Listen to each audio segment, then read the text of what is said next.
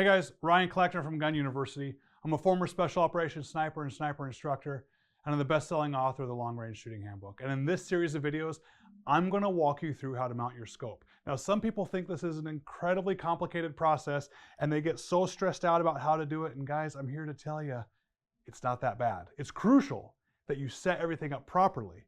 But as long as you have the right tools and you follow the techniques I show you on how to do it, it's really going to be easy and you're going to be set up much better for success in the future. Matter of fact, if you're coming to one of my courses, on day one, I'm going to have you get behind your rifle and show me that that scope is set up properly to fit you. And almost every single time it's not, we take the scope off and we remount it exactly like I'm going to show you here, because you need this good baseline to get started.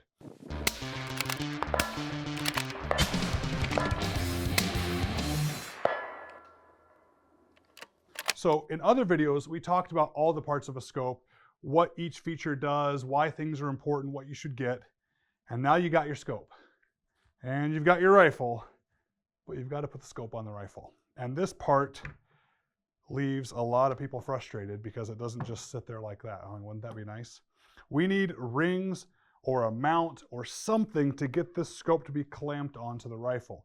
And so the first thing we're going to cover for this video is the components you need to do this. In other videos, I want to talk about the tools you can use to mount the scope. I'm going to go through the process I use to actually mount a scope and make sure it fits you.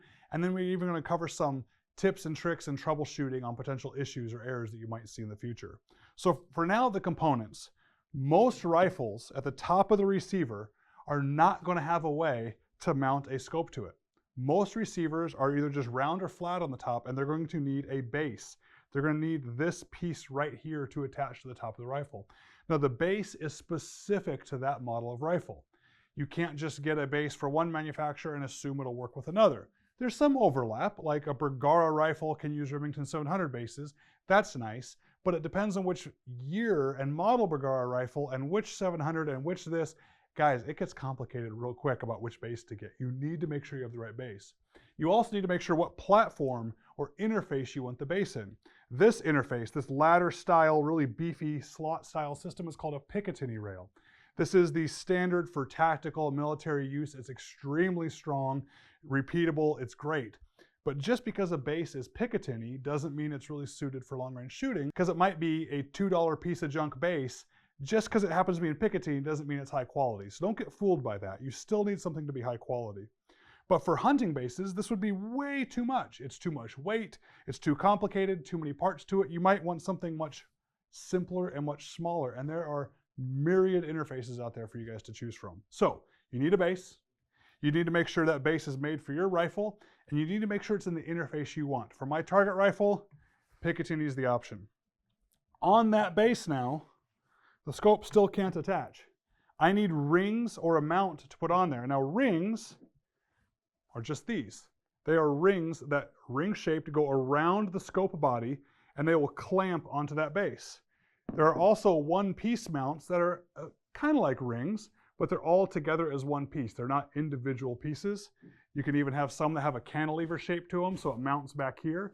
This is really handy for things like AR-10s or those kind of rifles where you need to get the scope further forward. These all can fit on there. Matter of fact, every ring and mount I have sitting on the table, including these are all Picatinny because they're all for tactical long-range style, which means the interface at the bottom of the ring is going to work with this interface on the mount. Just like the mount has to fit the rifle, the rings have to fit the scope. And there's a few things we need to know about a ring. One, we already started with it has to be a Picatinny interface if I'm using a Picatinny base. That's what this one is, okay? It has to be the right height. I don't know if you can see this, but notice these rings are completely different heights. Very low profile, very tall, completely different rings. You need to have the right ones for your rifle. If the rings are too low, the scope actually won't fit. So these low rings on this scope might interfere with the barrel and it might not clear in the front. Even if it cleared and was high enough in the front, when the bolt is moved, the bolt might actually hit the ocular housing. So you need the rings to be high enough that the scope physically fits on the rifle. But you don't want the scope so high that you can't rest your head on the cheek piece and see through it. So you don't want them too tall either. You need them the right height. The third thing we need to check for the dimensions of the ring is the diameter of the ring itself. The bottom half of the ring and the top half of the ring, when they go together, that's a specific diameter. That needs to be the right diameter for the scope you're using. These rings work great with this scope.